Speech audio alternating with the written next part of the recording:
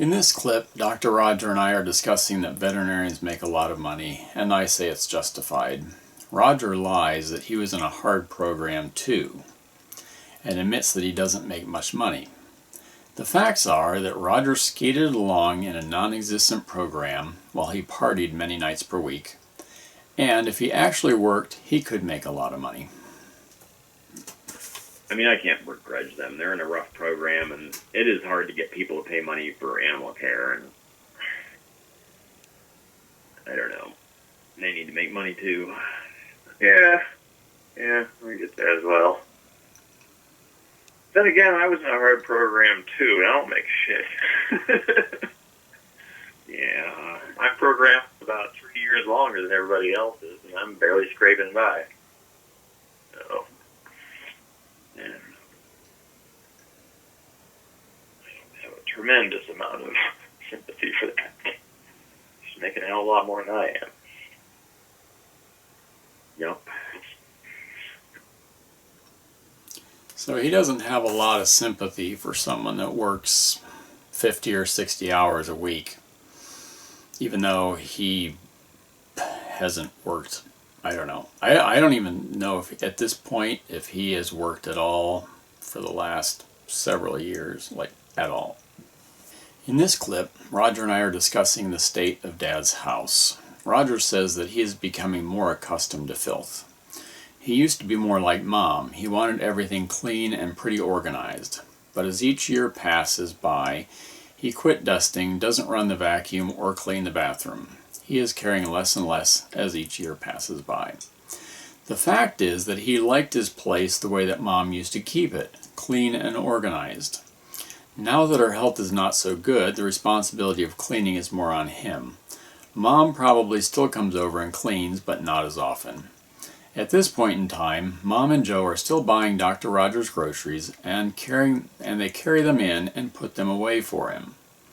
Joe has complained to me about this, and I believe I have a recording of Joe complaining. Whatever. I mean, I have a lot of clutter, but I could not stand to live in the filth that he lives in. Yep. Oh, well. I'm becoming more accustomed to filth. Again, little by little, I'm starting to see how this is all possible. I used to be a lot more like Mom. Like, I wanted everything clean and pretty organized, but as each year passes by, I'm like, I quit dusting. Like, I rarely dust anymore unless somebody's coming over and I gotta do some quick stuff. I very seldom run the vacuum cleaner. I don't clean my bathroom very often. It's just like, all right, I'm starting to become like Dad here, but not to the point where there's crap all over the place. I haven't gotten there yet. I don't think I'll ever get there, but who knows?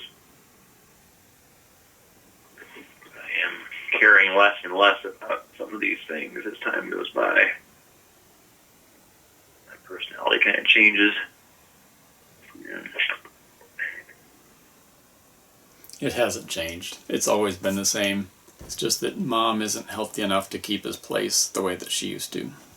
In this clip, Roger states that he is withdrawing from society and stays in his condo, which again, other than his partying in college, that's about the way he's been his entire life. He doesn't have motivation to go out and do anything, which has been the case since he was born. His making it through his PhD program was totally Mom's effort and doing. I find that I'm becoming more like that all the time. Withdrawing a lot from society, and I spend most of my time in my place here. Not a healthy way to live, but I just don't have a lot of motivation to do anything about it. Yeah. I can totally understand that from his perspective. I questioned Dr. Roger about Mom's estate. She hasn't talked to me about that. Dr. Roger acts like he has no idea what Mom has in her will. Mom told me that Dr. Roger is Mom's executor. Dr. Roger is an excellent con artist. Dodges the subject and changes it to making funeral arrangements. He knows the answers to all my questions. He just isn't going to tell me. I mentioned that I don't know why Mom is giving money away to other people. Dr. Roger is very vague at this point about Mom's estate. He knows there is plenty of money, what Mom has set aside for he and Dr. Lori, and that she is planning on leaving me virtually nothing. Well, do you have any idea what inheritance we're going to get, if anything? I mean, Mom's never talked to me about that. I'm sure it would vary greatly depending upon whether Joe dies first or whether Mom dies first. Well, I would assume that she has something set up for us. Oh yeah, I'm sure there is. She's, as diligent as she is about wills and everything, I'm sure she's got those all squared away and everything. And I don't know, I have no idea what the details are, but I'm sure she's got us all taken care of. Well, she told me at one point you were her executor or something like that. Yeah, I'm supposed to be the one that takes care of things. If she dies, I got to make all the funeral arrangements and everything. I'm like, oh shit, I don't know how to do that. But I don't know. I figure I'll just call Don whenever that happens because he'll know what to do.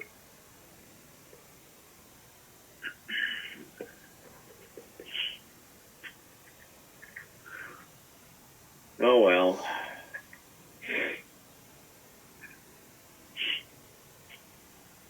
I just don't know if we're gonna get anything. I mean, I don't understand why she's giving away money to other people. I think she would want to leave it to her kids, but Yeah. So that's in reference to the scholarship, mainly, that she's giving a lot of money away to.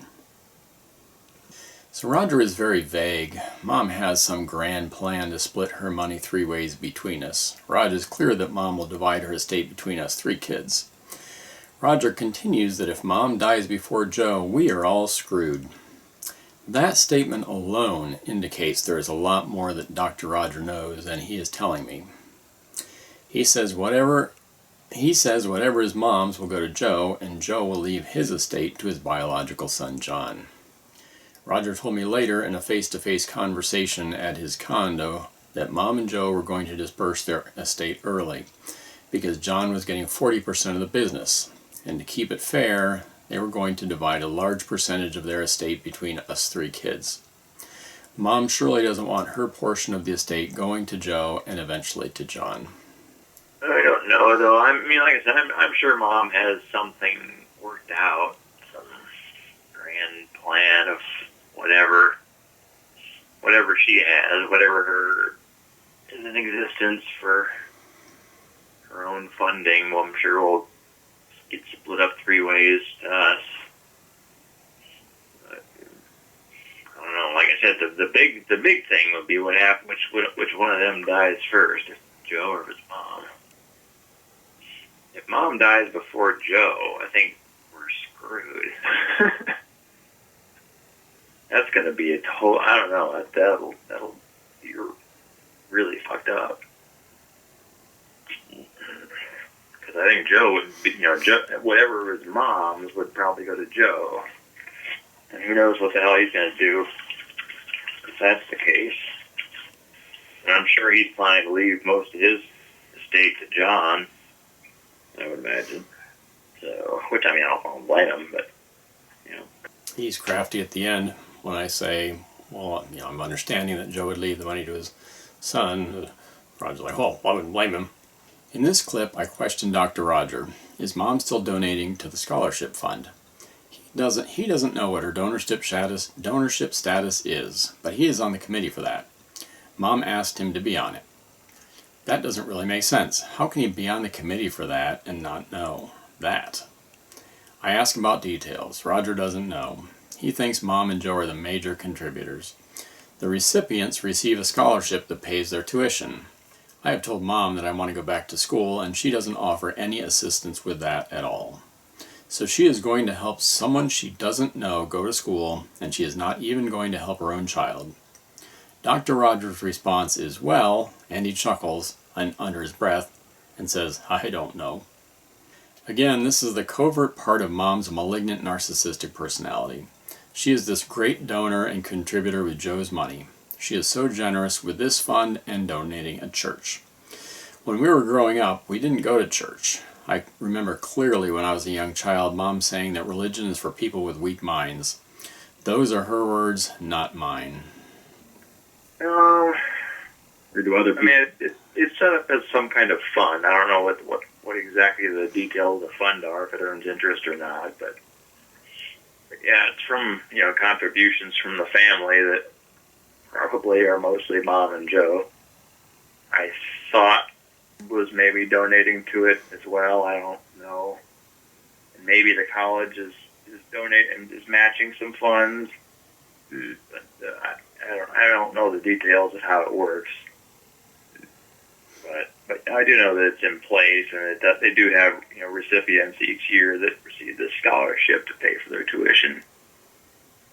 I mean, the money is going to these students. Like, it's not going to or something like that. No, I don't think that. But I mean, why? I don't understand why Mom's worried about that. I mean, when me was contributing, she had extra money to do that. But I mean, Mom does have some money, but I've told her I want to go back to school, and she doesn't offer any assistance with that. I'm like, so you're going to send somebody you don't even know to school, and you're not going to help out your own child. Well, I don't know. He doesn't have an answer for that yet. He is working on one. This is the second time that I ask about college assistance. I ask if Mom has mentioned anything about my request to go back to school. I would like to take a writing class and study Japanese, and she doesn't respond. Why is she sending money for other people to go to college and doesn't help her own son? At this point in the conversation, Dr. Roger has composed his semi-derogatory answer. Raj says that she would probably be responsive if I actually did something about it, went and enrolled somewhere. He is such a con artist. He can come up with an unrealistic response that sounds convincing right off the top of his head. Why would it be so difficult for Mom to say, "Sure, Steve, I will help you if you want to go back to school"? If I did go enroll somewhere, she might offer some assistance. Certainly nothing like what Roger and Lori got, with a full ride and all expenses paid. In reality, Roger has a lot of nerve saying that, as Mom totally handed Dr. Roger his education on a platter. She bought his condo, took care of his vehicles and all his expenses, cleaned his condo, bought his food and put it all away, bought his books and everything else involved in his education. All the while, he spent his spare time partying at the bars and scamming the girls at college that he was not supposed to due to fraternization policies of the university. Mom doesn't even respond to my requests for help with school. I don't know. Has Mom ever mentioned that I've asked her a couple times about going back to school? No, she's never said anything about it. I don't know. She just basically doesn't respond. I'd like, there's couple of things I'd like to do. I'd like to take a writing class and maybe go study Japanese. She just doesn't even respond, but she's sending money off to some people she doesn't even know. I don't know. Well, I'm sure she would be responsive if you actually did something about it. If you went and enrolled somewhere and wanted to take a class, she'd probably offer to pay for it. I think she probably just figures you're not going to do it. Coming up are two contradictory clips that show Dr. Rogers' true colors. Basically, the first clip is early in the conversation, and Dr. Rogers is grateful for all Joe has done for us. The second clip is from later in the conversation, where he says that he hopes Joe dies soon. The clip starts with Rogers saying that the scholarship is not going to get dissolved. Rogers says Joe has always been very supportive to us. He didn't have to be. Joe is not exactly a model citizen in every way. Joe has been extremely supportive of Dr. Roger. Every cell in Roger's body has been paid for by Joe. Joe has paid for absolutely everything for Roger for the past 35 years. His cars, condo, utilities, all expenses, all his food, including food brought into his condo by Mom, all his meals out, and money to spend at the bars several nights per week. In addition, most of the income that Roger showed during his lifetime was Joe's money that Mom embezzled and deposited into an account for Roger to show that he had some income. The IRS will show very little income from Dr. Roger at any time in his life from any kind of a job. The most he ever worked was very part-time in high school. In this early part of the conversation, Roger is saying how Joe has been generous and taking care of us. I don't know, whatever. I'm sure that's not going to get dissolved. There's no way. No, Mom and Joe or Mom and Steve and Barb all on board with that. Well, I doubt that Joe really wants to contribute money to someone else's education. I doubt it too. It's amazing what he does support. Yeah. I mean, really, for all of Joe's faults, I got to give him credit for, he's always been very supportive of you and me and, I don't know, helping us out with whatever. From my perspective, anyway. Pretty much anything I've ever asked him for help with, he's helped me. Well, he certainly didn't have to. He never had to, he could have been a total asshole to all of us growing up, but he helped us out with cars and all kinds of stuff. So, I know he's not exactly not necessarily a model citizen in every way, but whatever. This really puts things in perspective and shows Roger's true character. After everything Joe has given Roger and all of it he's done for Roger, Dr. Roger hopes that Joe kicks off one of these days and dies first. Roger even says that this is dishonorable of him. At least he's aware of that. Sort of dishonorable of me to admit this, but I'm sort of hoping, Joe just kicks off one of these days and dies first. Make things a whole lot easier. In these recordings, he clearly does not care about Joe or Mom. He just cares about himself and the girls that he can scam into his condo for sex. In this next clip, Roger is using a Darbo tactic. Roger deflects my question and says he doesn't think so to getting anything from Mom's mother, Grammy's estate, which was probably $40,000 or more per person. Interestingly, he remembers $1,000 that we are supposed to get from Dad's mom's estate. Jim told me in a discussion we had while walking around a lake in a park that he and Lori had been given mutual funds or stocks that were of sizable value from her estate. I got absolutely nothing. Jim was bragging that he and Lori made $10,000 per week in their combined salaries. My theory is that Grammy's estate was divided three ways. 1/3 was given to Roger and 2/3 to Dr. Lori and Dr. Jim. Mom has always paid Lori's boyfriends and husband to stay with her. Jim also told me during this conversation that Lori never wanted to be a doctor. He also told me that Lori always got $100 on my birthday to keep it even. I have never gotten any money on Lori or Roger's birthdays. Jim is a brilliant doctor and a brilliant man. He probably has a photographic memory. I think this conversation that we had was to see what I was aware of and how I would react to such news. I'm sure he was studying something in my reactions. The news about my grandmother's estate was quite disturbing to me. I had been close to my grandmother for many years when my sister had nothing to do with her. My grandmother was the mother that I never really had for more than 2 months every year growing up. She treated us kids fairly and didn't do any of the horrible narcissistic things to me that my mother did as a child the rest of the year. I visited my grandmother at least 2 times per year for 26 years after high school until she died. One time was always on her birthday. I helped her get a couple cars and several computers. I taught her how to use email, which almost no one of her age did at that time. She was an amazing, multifaceted woman who was just as comfortable picking blueberries in a swamp or hiking in the woods as she was mingling with high society at plays and dinner clubs. She was a fantastic cook and seamstress. Anything that was permissible or expected of a woman during her lifetime, she excelled at. Did you get any money or stocks or anything from Grammy's estate? I don't think so.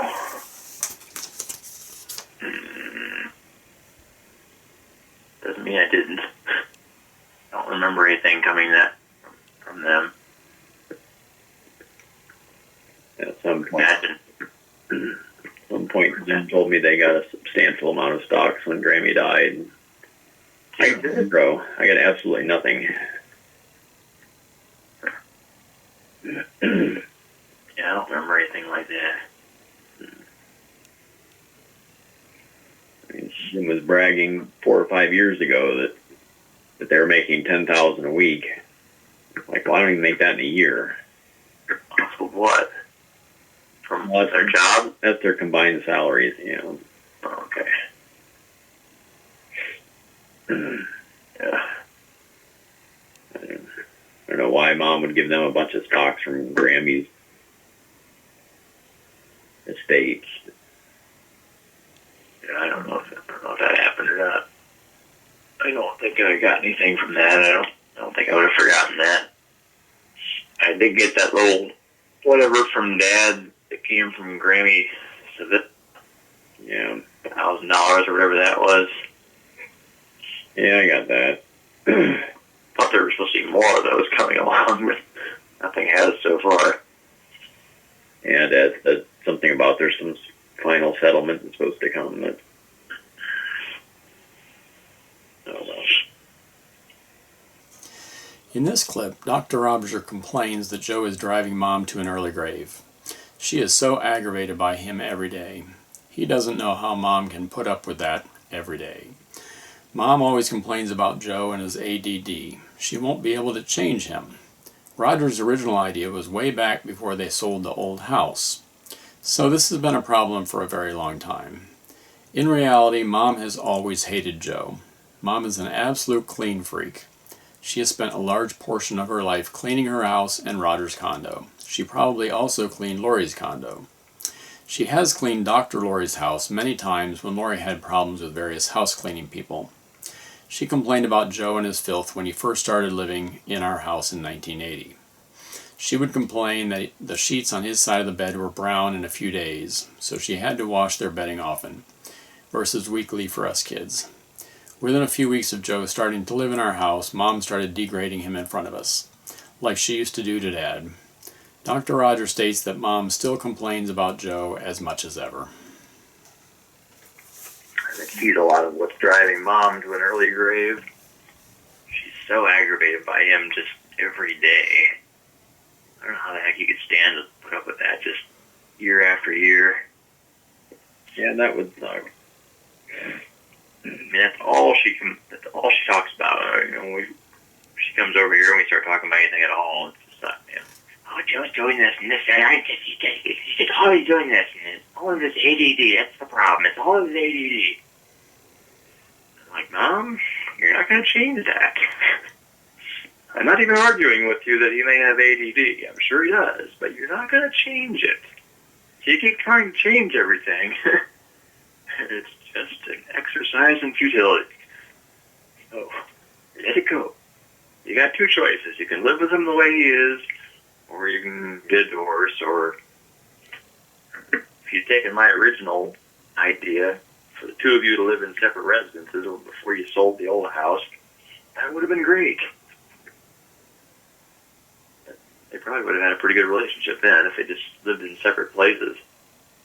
Well, they still can get far enough apart from each other in this house that they're in. Yeah, I mean, I'm sure. I think that probably helps. I don't know why they don't just do that. Mom should just let Joe have the upstairs, and she can have the downstairs and get away from him. Right. Yeah. Cook some dinner and then go downstairs, and you don't have to deal with him. Yeah. And actually, I haven't talked to her about that. I don't know if she's doing that or what. I don't know how they live or what they do, what their routine is. I just know she still complains about him as much as ever. Yeah, I know. So most of these clips are from a conversation I had with Roger, Dr. Roger, on May 2nd, 2015, which was about a year before Dad's untimely death. This was at 9:12 p.m. we had this conversation. In this part of the conversation, Roger is trying to talk me into getting heartworm medicine for his dog. Mosquitoes come up. He's been out at dusk a couple times on dates, and the mosquitoes are horrible. Dr. Roger is trying to lure women into his condo for sex. Some of them are probably hesitant, causing them to get eaten alive by mosquitoes. This is Dr. Rogers' life. He does literally nothing except 1, stay in his condo, 2, scam women on online dating sites and lure them to his condo to have sex, and 3, walk his dog to the park. He has told me in the past that he was going international, which he described as trying to have sex with a woman from every country. So in some cases, he has likely convinced women to fly to visit him in the pretext of dating a successful doctor, just to lure them in for sex and send them home empty-handed. It would be very interesting to look into his online dating profiles. He has been doing this for decades. In the past, he has had no intention of ever getting married and likely still doesn't. Dr. Rogers is extremely predatory, and this demonstrates Dr. Rogers' predatory side very well. He started his illegal predatory activities when he was 18 years old and pulled cute girls over pretending to be a police officer, which she was arrested and put in jail for. And that was a felony. I know there are quite a lot of mosquitoes around here, though. But mainly just like at dusk. I'm not out there too often then. I have been out there a couple times, like on dates and something. God, that was a disaster. Just to get eaten alive. But Dr. Roger is trying to get flea and heartworm preventative from a friend of mine that is a veterinarian. One of his few activities is walking his dog to the park every day. all right. Really, I'm not worried about any of it. The only thing, I mean, generally, all I do is walk her to the park every day and back, and she's on a leash. And every once in a blue moon, I'll let her off the leash to play with some dog, but not very often. And I don't know. She could get some. She could eat something, or when that's happening, or get exposed to something from the other dog, I suppose. But generally, she doesn't get a whole lot of exposure to much of anything. Well, if she's playing with another dog, she can pick up fleas. Yeah. In this clip, Dr. Roger and I are discussing Mom's health. She has some problem that causes pain. She has to stay on prednisone to control the pain. Prednisone is very bad to be on long term, as it tends to pull calcium out of bones, making them brittle and speeding up osteoporosis. Dr. Roger incorrectly says that the prednisone is pulling the marrow out of the bones 2 different times. I am no doctor and no specialist on this, but I correct Dr. Roger on this the second time he says it. Dr. Roger complains that Mom never takes it easy to let her body recover. Part of the reason for that is that Mom is very busy taking care of Dr. Roger and doing work that he can take credit for. Dr. Roger needs to be cross-examined by a sharp doctor to reveal how little he actually knows about his field of expertise. He knows enough to fool the average person, but he makes a lot of mistakes about medical stuff as well as things that the average person has actually worked would know. I think people tend to give Roger the benefit of the doubt and think to themselves, oh, I know what he meant. Dr. Roger is a very talented and entertaining storyteller, a skill he honed during his 16 years out at strip clubs and bars during his college. Most people, including myself, are not likely to interrupt what he is saying to clarify or correct something he has said that is incorrect. It wouldn't be surprising to me. I mean, whatever this thing is that gave her is pretty nasty, and it's unfortunate that she has to be on this prednisone forever. I'm trying to get her to. I'm trying to convince her to get off of it. It's gonna kill her pretty soon, I think. Yeah. I mean, prednisone is just sucking all the marrow out of her bones, and she's becoming extremely osteoporotic. I don't know. I mean, if she stays on it much longer, she's going to just simply fracture a hip or something walking along. And as soon as that happens, that's going to be the end of it. She's going to be screwed. Yeah. But she keeps going and going and going and never resting at all and never recuperating. And I'm like, you need to just slow down. Relax a little bit. You know? And this is the second one. Yeah. So, I mean, my theory on that is that, you know, you're going to have some of that. It's just like working out. You know, if you work out or something, you've got that lactic acid build up a couple days later, and your muscles are sore. It's like, yeah, you know, they're sort of healing, or they're compensating. They're making up for working out that You just gotta kind of put up with that a little bit. Eventually, I think it'll go back down if she can just stick with it and put up with the pain for a while. Right. But like I said, it doesn't help that she keeps running around doing 100 million things all day long, every day, and never really resting. Right. To some extent, I think that's good for her just because of her personality. It's good for her to keep busy and keep doing something. Kind of like Grammy, she'll just keep going and going and going as long as she's got something to do. I don't really think she would do all that well in a setting where she can't do anything. But again, that's where she's going to be if she breaks a hip, because this stuff's sucking all the marrow out of her bones. It's really sucking the calcium out, isn't it? Yeah. Yep, let's get our terms right, Dr. Raj. In this clip, Dr. Roger is talking about the 2 times that he visited Dad recently. I believe these are the only 2 times Dr. Roger has ever been to Dad's house. Dad has owned his house for about 20 years. These visits were primarily to gather information and to comfort Dad as his estranged family moved in for the kill. Dr. Roger talks about spending 8 hours clearing a 6-foot path in Dad's house. That is ridiculous. I could have done more work in 20 minutes.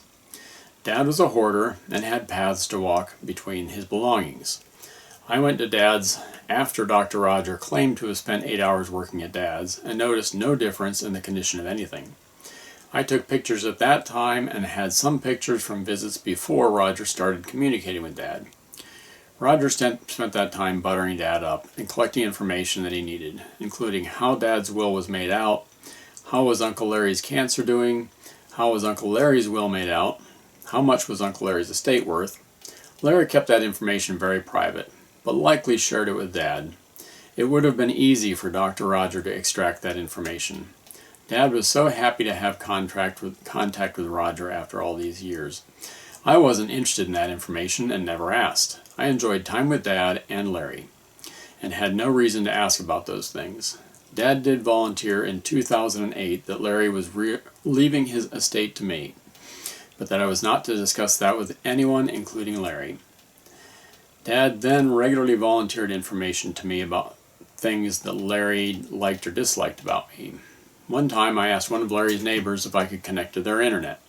For some reason that Larry didn't like that. There were 1 or 2 other things that he complained about to Dad, but they were minor and I can't remember what they were. Larry was very happy that I was honest with him.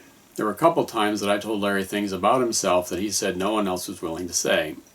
One time I took my dog Levi for a walk as Larry went jogging. Larry was surprised that I could keep up with him just walking fast. The truth was that Larry's jogging was more up and down and he really didn't move very fast over the ground. He made some comment at that time that I was the only person to be honest with him about that. There were many other things. He and I enjoyed time together and had many similar interests. I mean, I'll be the first to admit it was a demoralizing process. It took me like 8 hours to clear a 6-foot path that you could kind of move around in. It was just like, God. But if you had nothing else to do and all day long to do it, it's just like, just do something. Just push it out under your steps or something. I don't know. The only difference between Dad and Raji are that Mommy does all of Roger's cleaning and organizing for him, and Dad doesn't have that. Otherwise, Roger would be exactly the same. In this clip, Dr. Roger is giving Dad advice on what to do. He doesn't offer to help Dad, he just tells him what to do. I moved stuff for Dad many times. He had a tendency to set things down on the stairs, which were right inside the front door. He would also set things down just inside the door, and sometimes it would overflow onto his porch. When I stopped by, I would just ask Dad if he minded if I moved stuff that he wasn't going to use for a while and put it in the bedrooms upstairs. Within a few minutes, I would have the stairs cleared off and the excess clutter cleared away from around the front door. It was so easy to just do it, but Dr. Roger is used to having Mom do everything for him, so he is not used to doing anything. He was surely incapable of helping Dad out. I mean, it sounded simple enough. Like I was, last time I was out there, I was telling them, just moving some of these cans out to that little barn. You got nothing else to do. That's all you got to do. You just pick them up, take them out, and throw them in the barn. Every box of this stuff that you carry out there, it gives you a little more space in here. That's a really good idea. Like last time I checked with him, he'd moved a grand total of 2 boxes up there. Like 3 weeks later. Yeah, all right. So you have nothing to do, but you won't do that. You're complaining about how bad it is in your place because you can't move around, you can't get at anything. Like, all right, yeah. So what is the hang-up between doing something about it and relieving the symptoms of your depression? I don't know. Yeah. So, Raj can tell Dad what to do, but can't help him. Yeah, I don't know. In this clip, Dr. Rogers complaining about aches and pains that he has. He emphasizes that he does nothing at all. This is probably why he's in bad shape. A lifetime of doing nothing at all. Well, I don't know what the hell's wrong with me. I'm like falling apart. But different injuries every day that I just never heal. Doing nothing. I mean, I'm not doing anything at all. Just my shoulders always hurt. My forearms got several muscles are pulled in there. My hips and ankles and just everything. Neck, back. Probably be very helpful if you had a job or did something besides walk the dog to the park, sleep, and scam women.